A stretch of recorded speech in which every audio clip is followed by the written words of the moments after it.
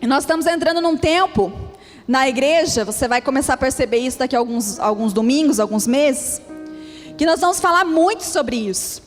Mais filhos, consolidar, ganhar pessoas, pescar pessoas, buscar filhos. E nós estamos entrando num tempo, numa temporada da igreja para isso. Então, e quando a gente fala disso, às vezes a nossa mente é muito limitada. A nossa mente tem uma visão de evangelismo, de pastoreio, talvez um pouco distorcida, ou um pouco religiosa, fala até por mim. Eu demorei para quebrar a minha visão de pastoreado, de evangelismo, de liberdade, do reino. Então a gente não tem a verdadeira revelação do que é isso. Gabi, se você já puder colocar aqui para nós. E como eu disse, nós vamos entrar num tempo agora de falar de consolidar. E há 15 dias atrás eu disse isso. Tão importante quanto ganhar pessoas é consolidá-las, é acompanhar. E aqui a gente não está falando de paternidade, porque pai, nós temos um, o apóstolo Eli, que é o pai dessa casa, o nosso pai, né? Nós estamos falando de mentores. Deus precisa e vai levantar, e tem levantado mentores. Pessoas que vão acompanhar, pessoas que vão discipular, pessoas que vão aconselhar, pessoas que vão instruir a pessoa quando ela chegar. E como eu disse, você tem que olhar cada palavra que nós temos como uma verdade na sua vida. Virão nações até nós. O Senhor tem nações para essa igreja. E olha aqui, uma vez eu ouvi a verdade, não é à toa que a gente tem 3 línguas aqui atrás.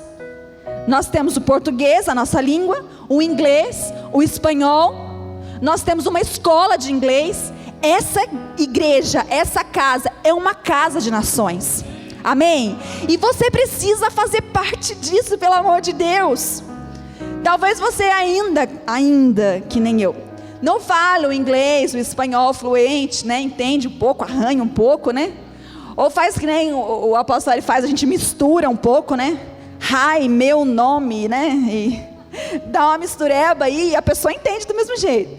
Talvez você não esteja fluente nessas línguas, mas você precisa pelo menos ter um espírito de nações. Amém?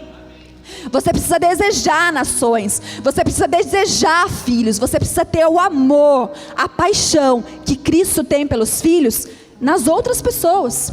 Amém? E nós vamos falar ao longo desse tempo aí sobre o poder da consolidação, todos os domingos de manhã. Pode passar, Gabi. Ui, mexi aqui.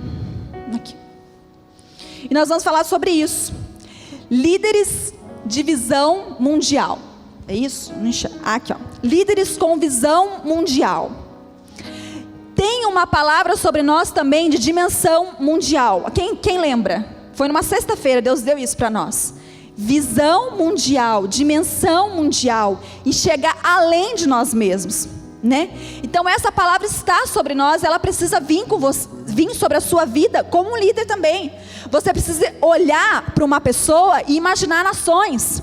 Eu não olho a Raquel sozinha, isolada. Eu olho a Raquel, o marido dela, os filhos dela, os netos dela, o que ela pode atingir como uma pessoa a nível mundial.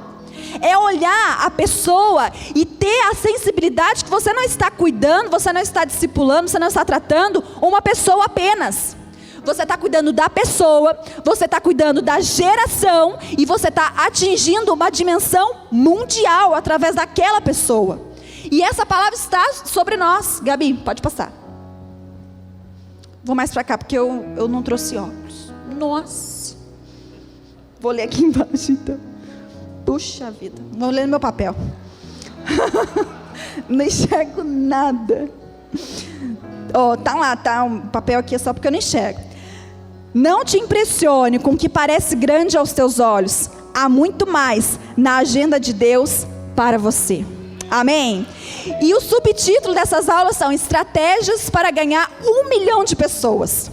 E às vezes você pode olhar e falar, 1 milhão de pessoas é muita gente.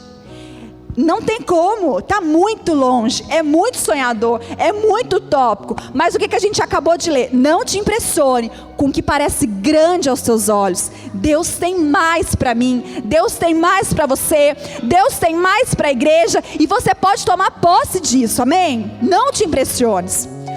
Lá em Salmos 2, 7 e 8 diz assim: proclamarei o decreto do Senhor. Ele me disse: tu és meu filho, e hoje eu te gerei.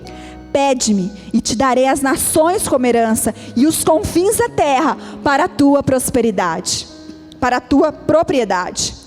E Deus tem isso sobre nós: pede-me e eu te darei as nações. Ele não fala assim, ó, pede-me e eu te darei uma pessoa. Obrigada. Ele não fala assim, pede-me e te darei uma pessoa, duas pessoas, uma célula, né? Ele não fala isso. Ele fala, pede-me e te darei as nações. Pede-me e te darei as nações. Darei muita gente, darei geração. Através de você, através de mim está a responsabilidade da transformação. Só que a gente confunde um pouco possessão com posição. A gente lê isso e fala assim, pede-me, te darei as nações. Ah, então é meu. Eu vou pedir, vai ser para mim. O apóstolo, ele dá alguém para você discipular, você já acha que é seu filho. Eu falo isso, o apóstolo brinca, né? As minhas menininhas, porque eu só discipulo princesa. Só uma menina linda, fofa, com a história bonitinha, só as princesinhas vêm para mim. E aí eu falo, as minhas meninas, as suas meninas já tomou posse? Isso é possessão. O apóstolo vai te dar uma pessoa para poder discipular e você já fala, é minha filha. E a gente confunde possessão com posição. Você tem uma posição importante na vida dela, de transformadora, de gerar, de transformar, de discipular, de acrescentar, de ensinar, de corrigir. Isso é uma posição de autoridade, mas não possessão. E a gente, quando lê Salmos 2, pensa assim, pede-me e te darei as nações por herança. A gente pensa, então Deus vai me dar, é meu, as pessoas são para mim, e tenta criar mérito nisso. E quantas vezes eu já ouvi isso? Já ganhei tantas pessoas para Cristo, e bate no peito. As pessoas contam, já ganhei 100 pessoas. Preguei ontem, não sei na onde, 500 pessoas foram ganhas através da minha ministração. Isso é possessão. Isso não é o que Cristo fala. Deus te dá uma posição de autoridade para trabalhar no reino, para gerar transformação, mas não possessão. Então não leia esse versículo com essa visão de possessão, porque Deus não te dará. Amém? Então agora numa visão de posição de autoridade. Proclamarei o decreto. Aqui, vamos lá. Tu és meu filho, e hoje te gerei. Pede-me e te darei as nações como herança, e os confins da terra como tua propriedade. Para posição de autoridade, para transformação. Amém? Se a gente pudesse completar isso, né? Para posição de autoridade, para gerar transformação. Amém? Vamos lá, vamos pegar um exemplo bom aí. O exemplo do rei Davi. Foi alguém que teve essa oportunidade de uma posição, de uma autoridade. E mesmo tendo uma posição muito alta, não tinha o sentimento de possessão. Não se sentia dono, né, merecedor daquilo. E ele foi transferido de pastor a rei.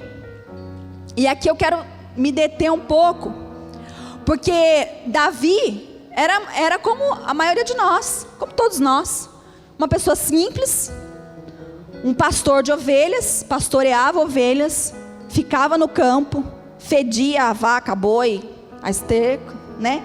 Era largado, era talvez rejeitado pelos seus irmãos, pelo seu próprio pai, que não conseguia ver o que Deus tinha através da vida dele. E às vezes a gente chega aqui como Davi, e eu vou contar um pouco da minha história. Eu cheguei aqui exatamente como Davi, quietinha, lá atrás, no meio do campo, no meio das ovelhas, né? Quietinha, não queria me envolver. Eu falava assim, até hoje eu falo isso, eu sou dos bastidores, né? Você quer me ajuda lá atrás? Estou aqui, pé de boi, mas não me põe lá na frente. Não me ponha para fazer as coisas, não me ponha para aparecer. Eu sou de trás, eu sou dos bastidores.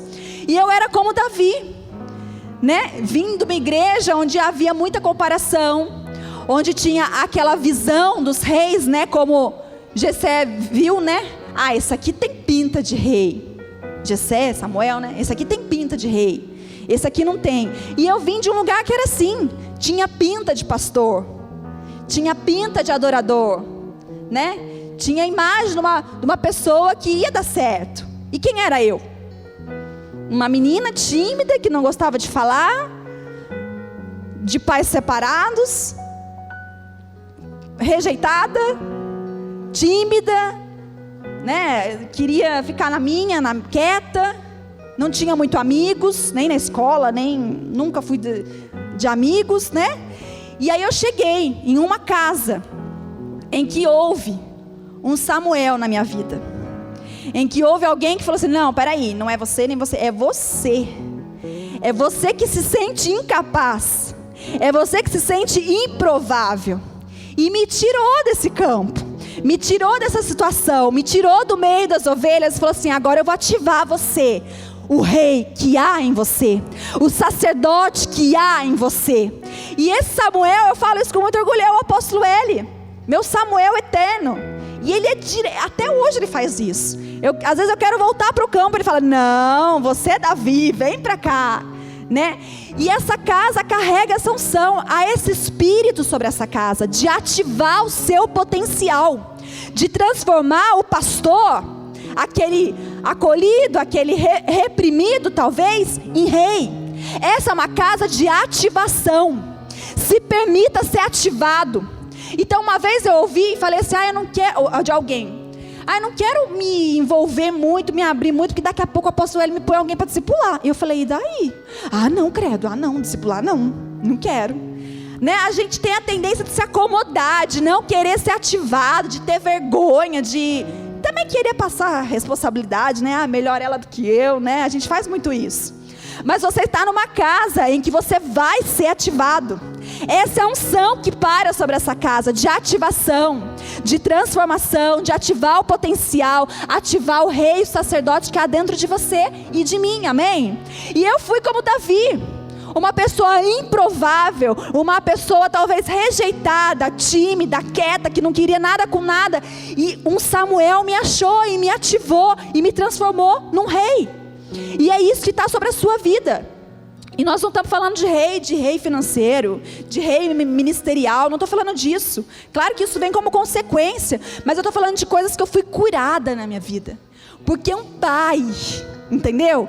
Resolveu comprar a briga da minha vida. Porque um pai resolveu me ouvir, me corrigir, me ativar. Um pai, um Samuel e uma legião de mentores, né? Tive mentores que me acompanharam de perto. A Camila, a gente era discipulada praticamente o dia inteiro, a gente trabalhava o dia inteiro junto. Então pessoas que me acompanharam, me corrigiram e me curaram de feridas. Então não é só ministério, não estão falando de prosperidade financeira, não é isso, não é só isso, né? Mas é sim, é ser curada, é ser tratada, é ter disposição para ouvir, não é mesmo? Eu vim de uma igreja que era muito grande, mas não tinham disposição de me ouvir, de me curar, de me libertar, de me ajudar nas minhas fraquezas. Não tinham. Mas você está numa casa hoje que você pode ser transformada de pastor a rei. De pastor a rei. E aqui, se a gente for um pouco mais profundo, né? Pastor, de um sistema pastoral para um sistema de reino. Faça essa transição. Às vezes você faz parte dessa casa, às vezes não entende direito. Que casa é essa? O que eles falam? Qual que é a visão? O que eles pregam? Nós pregamos isso, ativação. Larga a mão da estrutura, dos formatos pastorais talvez, ou não, dos formatos da sua cabeça. Largar os formatos e transicionar para uma posição de rei. Rei e sacerdote. Viver o reino na plenitude. E nós somos uma casa que tem um pai que nos ativa. E nós temos mentores que nos ajudam. Amém? E hoje nós estamos aqui para isso. Para entendermos, para aprendermos estratégias para sermos mentores. Mentores de ativação. Sermos também Samuel na vida de outros. Amém? Vou voltar aqui porque eu não enxergo lá, gente. Israel passou de 24 mil quilômetros quadrados para 240 mil quilômetros quadrados. Olha o que Davi fez. Algo foi confiado na mão dele e ele expandiu. E nós também estamos no ano de conquistar, expandir e ousar. Então a expansão está sobre você, sobre o seu espírito. E Davi tinha esse talento, essa habilidade de expansão. Ele unificou 2 reinos, que aparentemente não dava para unificar. Ele, não sei quantas vezes deu mais aí. Quantas vezes mais? Quem é bom de matemática aí? Não é 100, é 1000, 1 milhão vezes mais? Quanto? 1000? Não sei, algumas vezes mais aí, né? Muitas vezes mais. Que ele expandiu o território de um rei. 100? 10. É bastante também. De 24 para 240, 10, né? É bastante coisa. E estava sobre ele a habilidade de expandir, de conquistar pessoas, de unificar reinos. E é isso que está sobre nós também. Ele era relacionado. Aí eu vou confessar para você, relacionado eu tenho um pouquinho de dificuldade. Porque como eu disse para você, eu sou uma pessoa tímida, né? Mas o meu Samuel está me ajudando, tá me corrigindo aqui o tempo todo. Mas Davi era uma pessoa totalmente relacionada. Sabe o Anderson? Sabe o Alan? Aquela pessoa que fala com todo mundo, que onde você põe a pessoa, ele faz amigos. Ele conversa, ele consegue tirar assunto da onde nem tem, porque a pessoa é relacionada, ela consegue desenvolver, ela consegue fazer amizades, ela consegue fazer contatos, conexões, né? E isso também tem que estar sobre nós, porque por muitos anos a gente carregou uma imagem que a igreja era isso aqui, né? A igreja, nós estamos salvos, aleluia, Jesus vai vir e vamos subir para o céu. E não é isso, nós temos que ser relacionados. Ir lá fora, conquistar, transformar, gerar coisas para fora de relacionamento. Relacionamento e conexões de Deus. Mas nós temos que ser relacionados e nós temos que fazer conexões sim. Não só ficar preso aqui na igreja. E Davi era uma pessoa completamente relacionada. Eu peguei aí o trecho de um livro. O livro Davi, um homem segundo o coração de Deus, de Charles Swindoll. Tá pequenininho, né, gente? Diz assim, estradas comerciais foram abertas, dando entrada às mercadorias. Ao quê? A cultura e as riquezas de Fenícia, Damasco, Assíria, Arábia e Egito, e também de terras mais distantes. Para o seu povo, Davi era rei, juiz e general, mas para as nações vizinhas, ele era o poder principal em todo o mundo do Oriente Próximo, o maior monarca da época. Ou seja, Davi era o cara em relacionamento, né? Ele conseguiu expandir, ele conseguiu ser transformado num rei, ele conseguiu alcançar nações vizinhas. Para o povo dele, ele era rei, general, mas para as outras pessoas, ele era o maior monarca da época. Ele era uma pessoa influente, uma pessoa relacionada, uma pessoa que conseguiu expandir, conseguiu unificar reinos. Ele é um grande exemplo. Mas Davi tinha um coração de posição e não de possessão. Ele poderia olhar tudo isso e falar assim, olha o que eu conquistei, eu sou bom mesmo. Né, agora os reinos são meus, né? E não, o tempo todo ele queria agradar a Deus o tempo todo.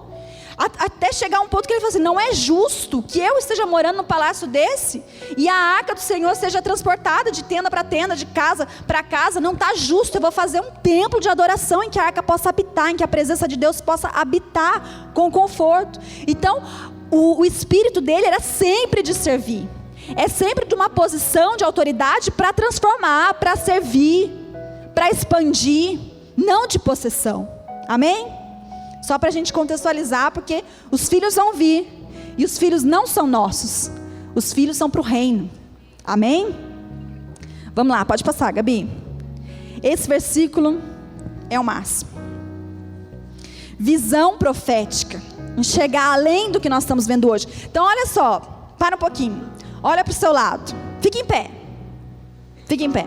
Agora dá um giro na sua cabeça assim, 180 graus, 360, se você conseguir. Tem muita gente na igreja? Não. Tem muita cadeira vazia? Tem. Pode sentar. Agora eu quero te convidar a ter uma visão profética disso que você olhou agora. Pouca gente e muita cadeira vazia. Agora profeticamente, olha o que Jesus disse: vocês não dizem daqui a 4 meses haverá a colheita?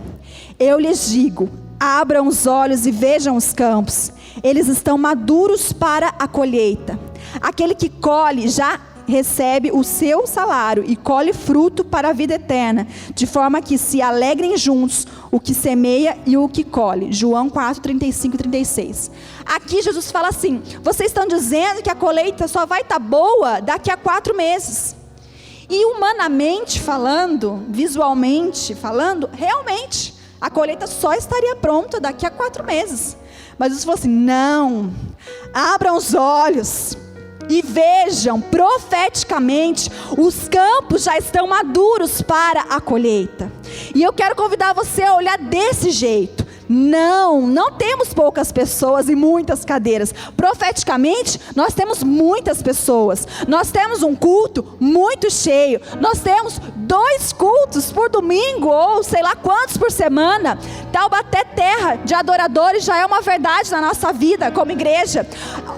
Abra os olhos, veja os campos maduros para colher o quê? Para colher nações, para colher hospital, para colher escola, para colher editora, para colher transformação, para colher escola, creche, centro de convivência cristã e o que mais? O que a gente tem sobre a nossa vida? Hospital, maternidade, o que mais? Editora, mais filhos. Olha quanta coisa, quantos projetos está sobre essa casa. E se você pode olhar e ver que, não, é só daqui a 4 meses, 4 anos, 4 décadas, né? E o quanto tempo você quiser.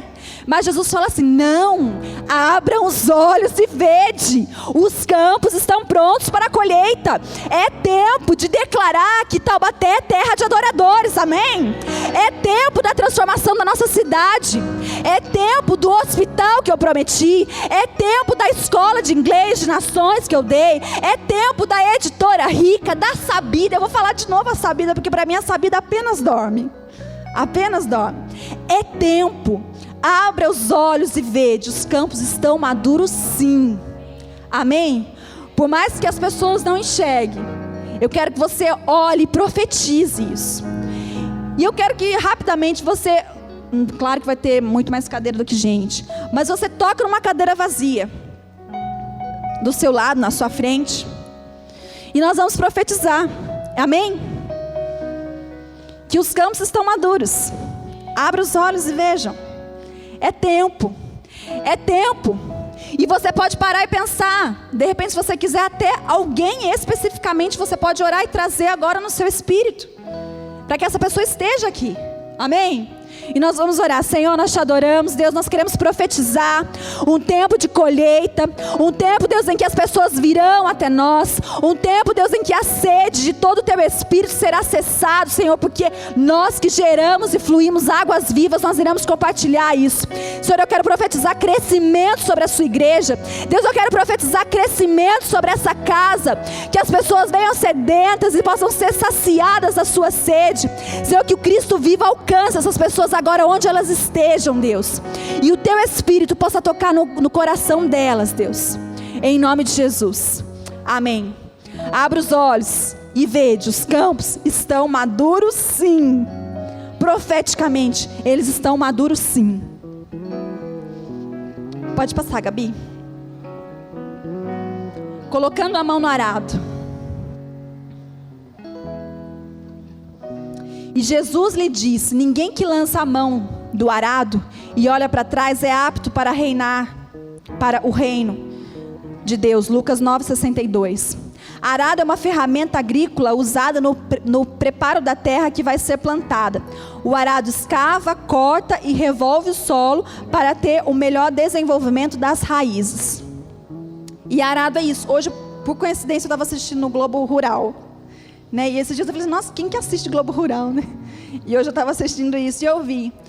E a terra é arada, a terra é preparada para a semente vir e as raízes depois plantas, né? Terem um melhor desenvolvimento. E é isso que Deus nos convida a fazer. Prepara a terra. Vamos arar essa terra. Mas se você se propor a colocar a mão no arado, que é nessa ferramenta que prepara a terra, não olha para trás. Se você aceitar o desafio de mais filhos, desafio de consolidar pessoas, de ensinar pessoas, não olha para trás. E eu vou falar para você, não é fácil. Cuidar de pessoas não é fácil, é cansativo. Exige esforço.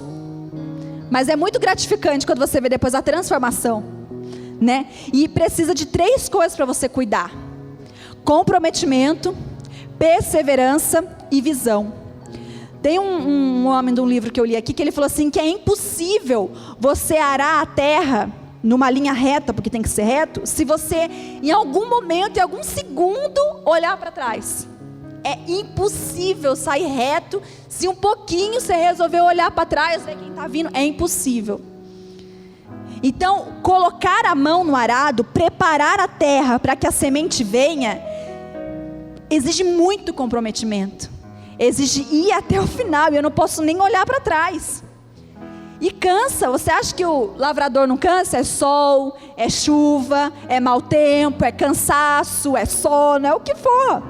Mas ele não olha, porque ele precisa arar a terra para que a semente venha e haja uma plantação melhor desenvolvida. E o trabalho de discipular, de acompanhar, de consolidar é esse. É você não olhar para trás. Você está comprometido. E aqui eu quero lançar esse desafio sobre a sua vida. Que você coloque a mão no arado nesses dias e não olhe para trás. Não olhe para trás, porque depois você vai ver a transformação da pessoa é muito maior. Depois que o lavrador vê a plantação, depois crescida e depois colhida, é muito maior do que o tempo que ele teve que ficar comprometido em deixar a terra em linha reta. Perseverança. Lá em Romanos 5, 3 e 4 fala isso. Vamos abrir?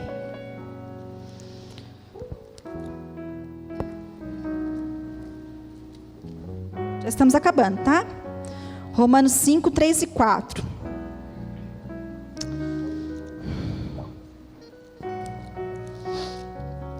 Alguém achou?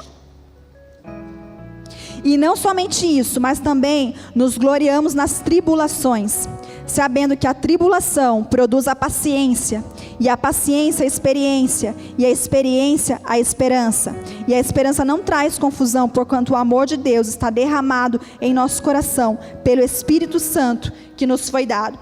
Tem outra versão que fala assim, ó: não só isso, mas também nos gloriamos nas tribulações, porque sabemos que a tribulação produz a perseverança. E a perseverança, um caráter aprovado. E o caráter aprovado, a esperança. Então, perseverar vai te dar um caráter aprovado. Amém? Olha que lindo. Perseverar é diferente de ter esperança. Perseverar é você se manter firme e constante até o final. Esperança é você crer numa situação, mesmo que a circunstância esteja contrária. É próximo, mas é diferente. E a perseverança, se manter firme, se manter constante, se manter em linha reta, como nós falamos agora há pouco, vai te garantir um caráter aprovado. E a pessoa que tem o caráter aprovado pode ter esperança. Romanos nos diz isso. Então a pessoa que persevera, que se mantém firme, que coloca a mão no arado e não olha para trás, ela vai ter um caráter aprovado por Deus. Amém? E o último ponto aqui é visão. É você ver além do que os seus olhos naturais veem. Josué, a gente não vai ler agora, mas fala um exemplo bem claro disso, né? Dos 12 espias. Os 12 foram espiar a terra. E os 12 viram a mesma coisa. A mesmíssima coisa, era a mesma terra. E quando voltaram para trazer o relatório, 10 deles só falaram coisa ruim. é difícil, tem gigante, é impossível, as fortalezas são assim, os muros são assados. E só 2 falaram assim: é difícil, mas a gente consegue. É difícil, mas nossa, lá tem tanta coisa boa que você não tem noção do que a gente vai herdar. Mas os 12 viram a mesma coisa. E você pode ser esses espias hoje. Você pode olhar e falar assim: nossa, 1 milhão de pessoas é muita gente, é impossível. Ou você pode olhar assim: 1 milhão é muita gente, mas eu faço parte dessa conquista, mas eu quero fazer parte dessa transformação, eu quero fazer parte dessa história. Você pode olhar e receber a palavra: Taubaté é terra de adoradores. Você fala: impossível, você já viu a política do jeito que está? Você acha que tem jeito para o Brasil? Brasil, gente, olha o jeito que está. Você pode ser desses. Ou você pode ser: tá complicado, mas eu me coloco como disposição de transformação. Amém? Eu me coloco na disposição para conquistar. E depois o que a gente vai ter como herança, nossa, olha, são caixas de uvas que vai ter que levar de 2, de tão grande. É tanta transformação, é tanta escola boa, é tanta gente íntegra, é tanta gente transformada, que as lutas nem se comparam.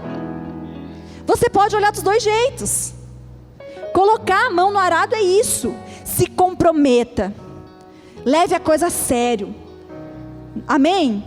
Se mantenha firme e tenha visão. Você pode pegar a pessoa mais complicada para acompanhar e discipular. Você fala: nossa, essa pessoa não tem jeito. Nossa, a história que ela tem, você precisa ver o jeito que ela veio. Nossa, destruída, ferida, cheia de espírito e demônio. Você pode olhar isso.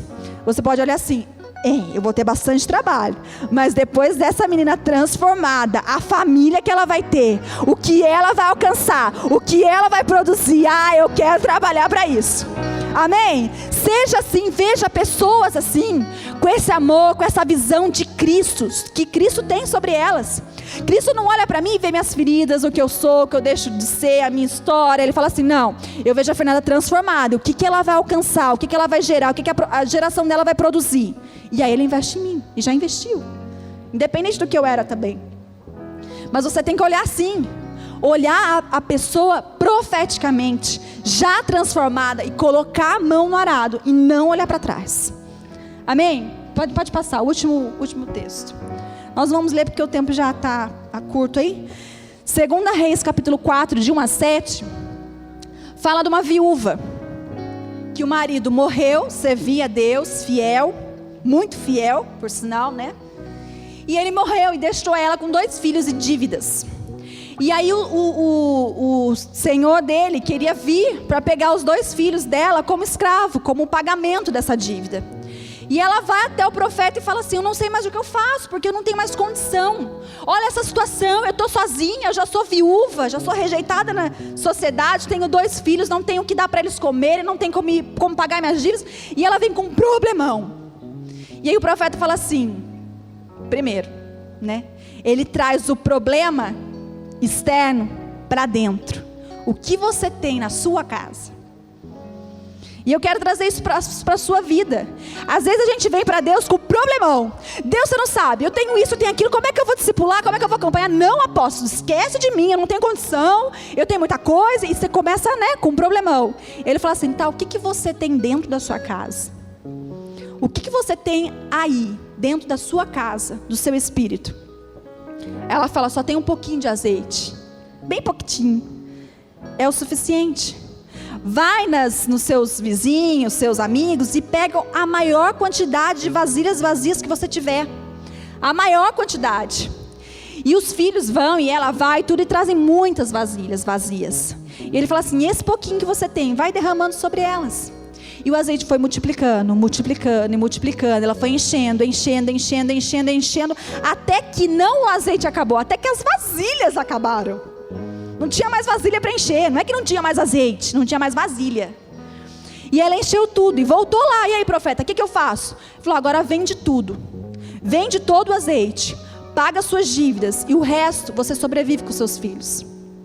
Né? E a gente tem essa tendência, coloquei ali, a gente tem a tendência de ter o espírito de autocomiseração. Eu não consigo. Ai, você não sabe minha história, você não sabe a condição que eu cheguei aqui. A gente fica assim, a gente curte uma fossa, essa é a verdade. A gente curte fossa. Que nem namorado, namorada geralmente, né? Que separa do namorado e fica lá, deita na cama, ouve aquelas músicas bem deprê, né? Aquelas Adele da vida e fica lá, minha vida, ele me largou. A gente adora curtir uma fossa. E com Deus a gente faz a mesma coisa. Ah, Deus, você não sabe. E Deus fala assim, eu tô aqui para transformar. Vamos lá? Não, Deus, você não sabe, eu não sou digna, eu não sou capaz. Olha a minha história, olha a minha vida, né? Ó céus, ó a vida. E aquela viúva tinha aquilo. Foi reclamado daquele problema, da situação, como é que eu vou resolver? E ela ainda falava assim, e o meu marido foi fiel ao Senhor.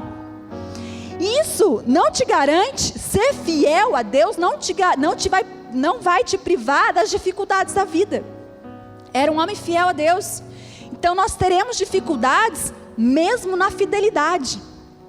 Agora, o grande lance da coisa é que Deus vai te livrar. Amém? Ser fiel a Deus não vai te privar de não ter necessidade, de não passar por dificuldade, seja ela qual for. Agora, o que Deus garante é que Ele vai te livrar, é que Ele vai te salvar, é que Ele vai trazer uma solução, é que Ele vai trazer uma resposta, mas você vai passar por isso. E a última vez que eu preguei aqui em janeiro, eu disse isso. Eu tive um filho, uma situação, todo mundo sabe, né? Situação de gravidez complicada, tive um filho prematuro, fiquei com meu filho 1 mês na UTI. E eu sempre muito fiel a Deus, muito fiel, eu e meu marido sempre fiéis. E foram dias difíceis. Ser fiel a Deus não me privou de passar por uma situação. Mas sabe o que aconteceu? Quando eu saí disso, eu provei um Deus muito maior do que eu conhecia antes. Porque Ele me livrou, porque Ele sustentou o meu filho. Mesmo eu não estando lá, Ele estava sustentando meu filho dia, tarde, noite, o tempo todo mesmo, eu não vendo. E a gente vê isso, às vezes a gente passa uma dificuldade financeira. E a dificuldade financeira vai te proporcionar conhecer um Deus que vai fazer você viver um milagre financeiro todos os dias. E acaba um dia, você não sabe como você conseguiu, mas você comeu, você saiu, você veio para a igreja, você colocou gasolina no carro. Isso é milagre financeiro. Então ser fiel não te priva de viver dias de dificuldade, mas Deus vai te livrar. Amém? E o azeite te mantém vivo. Repete comigo, o azeite. Mais forte, o azeite me mantém vivo. Me mantém vivo. O azeite me mantém vivo. E o azeite é a presença do Espírito Santo em nós. E se você tem, mas eu só tenho um pouquinho, não tem problema, é um pouquinho, mas é o suficiente para te manter vivo. A presença do Espírito Santo vai te manter vivo em dias de dificuldade. Amém? E aí aqui por último, vasilhas vazias. Às vezes o Kiko pregou uma vez sobre isso, né? Às vezes a gente se acha vazio. Mas eu tenho só um pouquinho da presença de Deus, eu vou no culto, já nem estou tão assim mais. Não importa. Você é uma vasilha, você pode encher vasilhas vazias. Esse pouquinho você pode derramar sobre outra pessoa e encher outra pessoa até transbordar. E depois outra pessoa e outra pessoa e outra e outra e outra. E discipular e consolidar em mais filhos é isso. Mesmo que você tenha só um pouquinho de azeite, você tem que repartir, compartilhar. E depois quando você vê, você está cheio. E as vasilhas que estavam completamente vazias do seu lado estão cheias. E é isso que Deus vai te convidar nesses dias. Pare e pensa, não é possível que você não conheça uma vasilha vazia do seu lado. Não é possível que o seu vizinho, que o seu amigo de serviço, de trabalho, sei lá o que, de faculdade, não seja uma vasilha vazia que você não possa encher com um pouquinho de azeite que você tem. Amém? Aí você fala assim, não, mas eu tenho pouquinho, eu estou tão maior na fé, né? Tão desse jeito. Não, é o suficiente para você se encher e encher outras pessoas também. E quando o Kiko pregou sobre isso, eu vou falar porque ele disse isso abertamente. Ele falou sobre isso, ele deu um exemplo da célula. Quantos dias que ele estava apreensivo. E ele falava assim, nossa, eu só tenho um pouquinho de azeite. E quando ele começava a dar a aula da célula, ele se enchia. E se enchia, se enchia, se enchia, enchia outras pessoas. E quando terminava a célula, ele estava cheio da presença de Deus. Porque ele foi capaz de compartilhar o pouquinho de azeite que ele tinha e encher não só a ele, mas várias outras vasilhas vazias. E é assim o tempo todo, é assim com célula, é assim com pregação, é assim quando você vem aqui cantar o beck, quando você vem na igreja, quando você convida um amigo, quando você discipula, isso é encher vasilhas vazias. Amém? Só para a gente finalizar, eu quero passar uns slides aí, que ontem preparando a aula eu... Pode passar, Gabi. Nossa, eu só não enxergo, né? Eu estava vendo aqui, ó, só para a gente... Peguei algumas frases que a gente mesma faz, que já está no Facebook, aqui da igreja. Mas são frases que você tem que parar e pensar, né? Se você é parte da família de Deus, é natural você gerar novos filhos. Amém? Quem aqui faz parte da família de Deus? Todos nós. Então é natural que você gere filhos. Pode passar, Gabi. Existem pessoas morrendo de sede e você tem água, né? Existem várias vasilhas vazias e você tem o pouquinho de azeite que pode enchê-las. Pode passar. Quem ama Deus, ama a gente. O apóstolo fala muito isso, né? Não ame a igreja, ame pessoas. Ame pessoas. Se você ama Deus, você tem que amar gente. Você tem que amar transformar. Você tem que ser apaixonado pelo chamado da transformação. Amém? Você foi curado pelo médico dos médicos. Indique ele. E ontem eu coloquei isso no meu Facebook, não sei alguém que viu. Eu olhei essa frase já faz um tempo. Eu olhei e falei, nossa, eu preciso um dia compartilhar isso. Porque eu fui curado pelo médico dos médicos. Deus me deu um novo útero, eu não podia ter filhos. E Deus me deu um útero completamente diferente do primeiro exame que eu fiz. E ele falou assim, indique ele. Eu falei, eu vou começar a colocar um post no Facebook. E eu vou falar assim, gente, hoje eu tenho uma indicação de um médico maravilhoso. E as pessoas vão falar que eu vou achar de um médico. E eu contei minha história. E quem é o médico dos médicos? Jesus, né? Então, se você foi curado de alguma coisa, Pastor Ricardo, prova viva do milagre, né? Indique o médico dos médicos, né, pastor? A gente faz muito isso o tempo todo. A gente que foi alvo da cura tem que indicar esse médico. E aí eu termino assim, e o melhor de tudo, ele é de graça, ou melhor, pela graça. Basta só você querer. Amém? Só mais um aí, acho que é só mais um. Se você já está livre, sua missão é libertar alguém. Tem mais, Gabi? Aí é o último. Você tem aquilo que o mundo precisa, luz. E aí a gente encerra. Eu separei essas frases aqui para a gente parar e pensar um pouco. Você tem água e as pessoas têm sede. Você tem luz e as pessoas estão na escuridão. Você conhece o médico dos médicos e as pessoas estão doentes, né? Você é livre e as pessoas são escravas. Olha que paradoxo, né? Que inversão. Ou seja, você é a resposta. Você é a resposta. E Romanos fala isso, que a criação espera com ardente expectativa a manifestação dos filhos de Deus. E você é filho, e eu sou filho. E a criação está esperando, está clamando, socorro, pelo amor de Deus, me ajuda.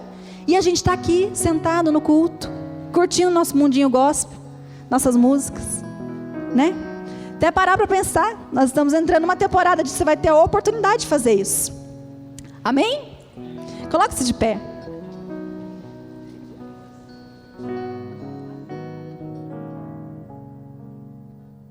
Vamos só terminar cantando? Pode cantar, tá? Enquanto você canta, eu vou orando. Enquanto a gente canta, você fala isso. Eu quero filhos. Eu quero abastecer, eu quero dar água. Eu quero indicar esse médico. Eu quero compartilhar esse tesouro. Não seja egoísta. Amém? No altar de adoração, seja sempre exaltado, Jesus, Filho de Deus, deixou a sua glória, morreu em meu lugar. Jesus, Filho de Deus, tu és Jesus, Filho de Deus. No altar de adoração, seja sempre exaltado, Jesus.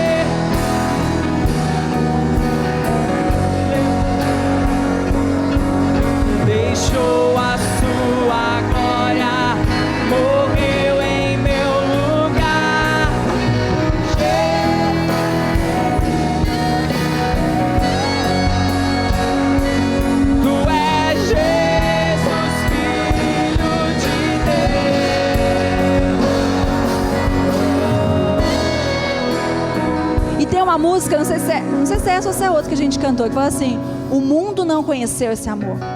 Ah, é essa? Né? Então, o mundo não conhece esse amor, mas você conhece. O mundo não tem a água, mas você tem a água. E o apóstolo ele fala isso, né? Enquanto o Egito todo sentia fome, José tinha pão. E José soube compartilhar, né? E você tem que fazer isso. Amém? Nós vamos orar e depois nós vamos encerrar cantando essa música. Senhor, nós te agradecemos.